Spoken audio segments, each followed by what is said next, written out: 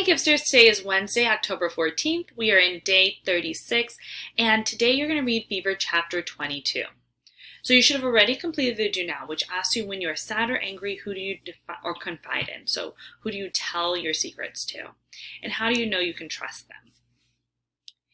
Now we're on our intro to our lesson. So there's some pictures that I want to go through, and this time these pictures are going to be throughout the text so that you can kind of get a sense of where we are in our chapter. So at the beginning of the chapter, Maddie has just run into Eliza for the first time in a very long time. She sees her old friend and she's overwhelmed with emotion. She actually starts crying, remembering all of the horrible things that have happened to her. Eliza takes Maddie and Nell, the child who Maddie is walking around with, back to her brother's house. So you're going to see that her brother has two young boys who live with him. He also has a wife who died of the fever, and he's recovering from the fever. So you're going to see that.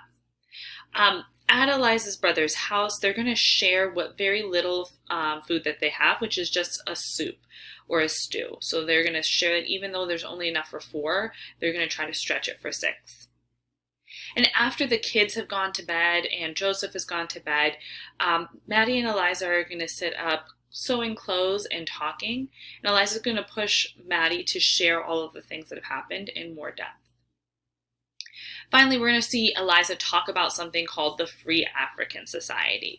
And so I know we've been hearing about that throughout the book, but she's going to explain a little bit more about what this is in the text in this chapter.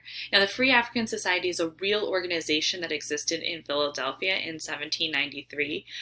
This plaque here that you can see in this picture really exists in Philadelphia because they want to honor the work that that group did.